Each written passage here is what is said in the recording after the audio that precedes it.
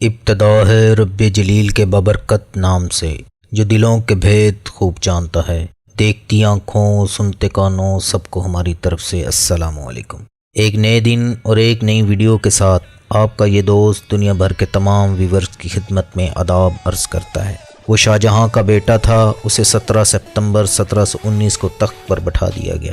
وہ ایک عیش پرست غیر متوازن شخص تھا، 24 گھنٹے نشے میں دھت رہتا تھا، رقص و سرور اور فحاشی و ریانی کا دل دادا تھا۔ وہ قانون بنانے اور قانون توڑنے کے خبط میں مبتلا تھا۔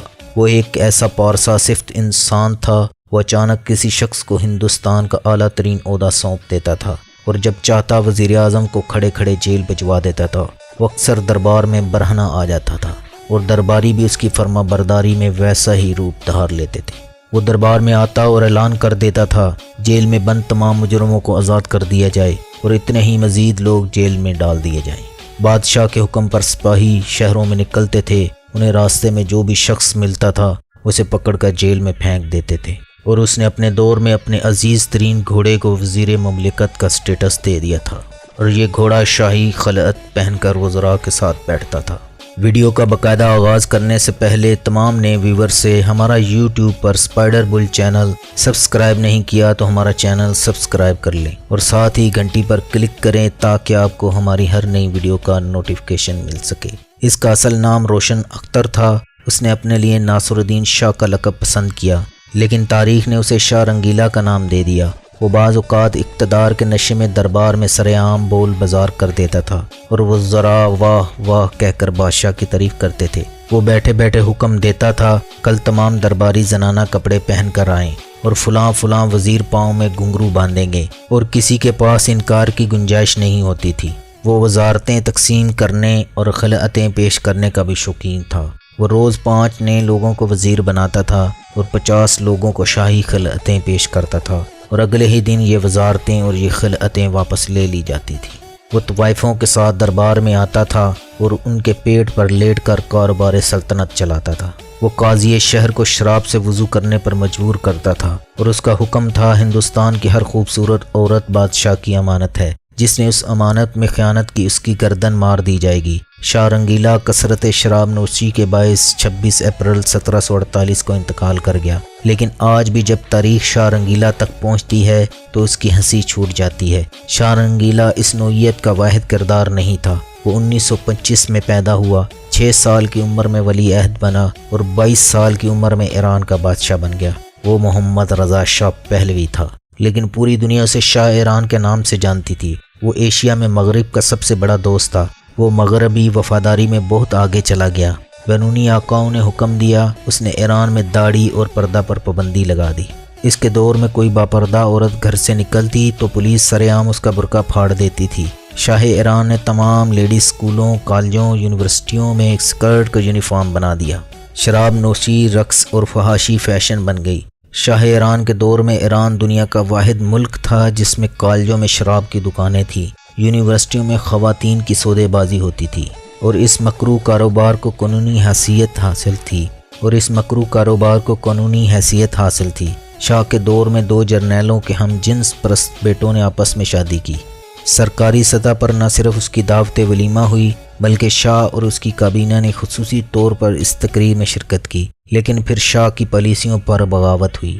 شاہ نے 12 شہروں میں مارشل لا لگا دیا، عوام نے اسے تسلیم کرنے سے انکار کر دیا۔ شاہ نے حکومت شاہ بختار کے حوالے کی اور ملک سے فرار ہو گیا۔ اس کا خیال تھا بیرونی آقا اب اس کی وفاداریوں کا بدلہ دیں گے، لیکن جو ہی شاہ ایران کا طیارہ ایران کی حدود سے نکلا، بیرونی آقاؤں نے آنکھیں پھیر لی۔ شاہ پہلے مصر گیا، پھر مراکش، پھر بہاماس، پھر میکسیکو۔ وہ اس دوران بیرونی آقاؤں سے مسلسل مدد مانگتا رہا، لیکن کوئی اس کا ٹیلی فون تک نہیں سنتا تھا۔ شاہ ایران 1.25 سال تک مارا پھرتا رہا، لیکن کسی نے اس کی مدد نہ کی۔ بیرونی آقاؤں نے اس کے اکاؤنٹس تک سیز کر دیے۔ آخر میں انور سادات کام آیا، اس نے اسے پناہ دے دی۔ جولائی 1980 میں قاہرہ میں اس کا انتقال ہوا۔ انتقال کے وقت اس کے پاس اس کی تیسری بیوی کے سوا کوئی نہیں تھا۔ لوگ اس کا جنازہ تک پڑھنے نہ آئے، چنانچہ اسے اس کے بیڈ روم میں ہی امانتاً دفن کر دیا گیا۔ یہ صرف رضا شاہ پہلوی کی کہانی نہیں، ہر بدکار حکمران اسی انجام کا شکار ہوا۔ انسانی تاریخ ایسے سینکڑوں کرداروں سے لتڑی پڑی ہے۔ آپ دنیا کی قدیم تہذیبوں کی تاریخ اٹھا کر دیکھ لیں، آپ کو معلوم ہوگا دنیا کی ہر تہذیب کو شروع میں نیک اور سمجھدار بادشاہ ملے۔ ان بادشاہوں نے ملک میں میرٹ، عدل اور مساوات قائم کی، جس کے نتیجے میں ملک نے ترقی کی اور وہ تہذیب معاشی خوشحالی کے دور میں داخل ہو گئی۔ لیکن پھر اچانک ایک دن ملک میں کوئی رضا شاہ پہلوی یا شاہ رنگیلا آیا اور اس نے اپنے پاگل پن کو قانون اور آئین کی شکل دے دی، اور وہ ملک اور وہ تہذیب بادشاہ کے پاگل پن کے ہاتھوں فنا ہو گئی۔ آپ مصر کے بادشاہوں کو دیکھیے، بادشاہوں کی ایک نسل نے اہرام مصر جیسے تعمیراتی حیرت کدے تعمیر کیے، جبکہ دوسری نسل کے رنگیلے خدائی کے دعوے کرنے لگے۔ شداد جیسے بادشاہ نے زمین پر جنت بنا ڈالی۔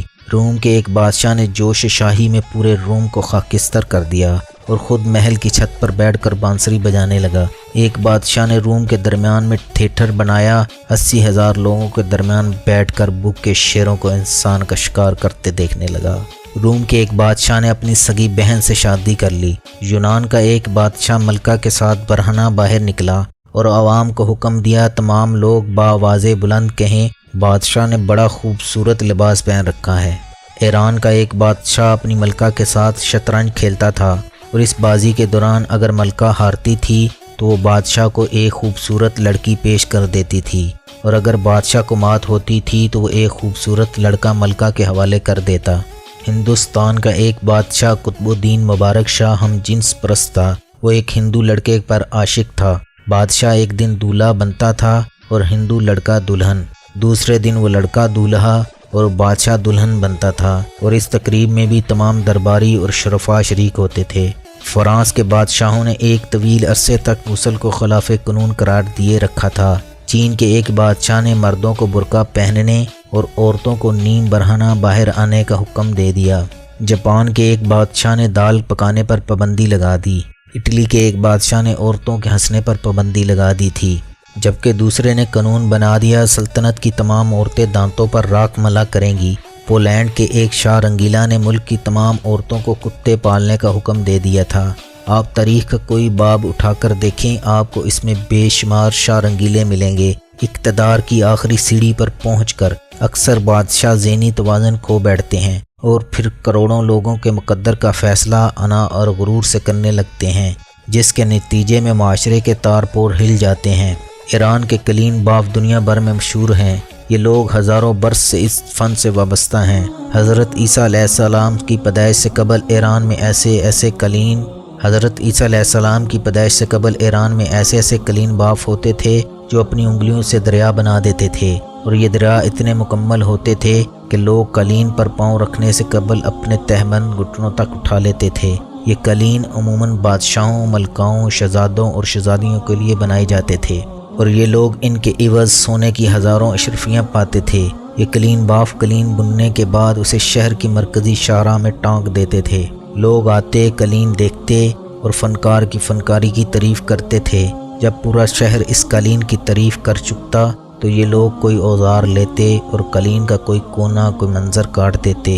قلین تھوڑا سا بدصورت یا بد شکل ہو جاتا تھا، لوگ اس حرکت پر انہیں ملامت کرتے تھے، لیکن قلین بافوں کا خیال تھا کائنات میں صرف اللہ تعالیٰ کی ذات مکمل اور پرفیکٹ ہے، اور اگر ان کا قلین مکمل اور پرفیکٹ ہوگا تو یہ اللہ کی ذات میں شرک ہوگا، اور اللہ تعالیٰ اس شرک پر ان کے ساتھ ناراض ہو جائے گا۔ چنانچہ وہ ہمیشہ شرک کے گناہ سے بچنے کے لیے اپنے مکمل اور خوبصورت قلین کو بدصورت اور نامکمل بنا دیتے تھے۔ مورخین نے قلین بافوں کی اس روایت کو پریشین فالٹ کا نام دیا۔ مورخین کا خیال تھا جس طرح ایران کے قلین باف جان بوجھ کر قلین میں کوئی کمی یا فالٹ چھوڑ دیتے تھے، بالکل اسی طرح دنیا کے ہر انسان میں کوئی نہ کوئی کمی، کوئی فالٹ موجود ہوتا ہے، اور یہ فالٹ بعضاں اس شخص کے زوال، خاتمے اور انجام کا باعث بن جاتا ہے۔ اور دنیا میں صرف وہی شخص عقل مند اور سمجھدار ہوتا ہے جو نہ صرف اپنے فالٹ کو سمجھ لے بلکہ اس کے نقصان سے بچنے کی کوشش کرے۔ جو شخص اس کوشش میں کامیاب ہو جائے وہ دنیا میں کامران ہو جاتا ہے، جو اس کوشش میں ناکام ہو جائے وہ خسارے میں رہتا ہے۔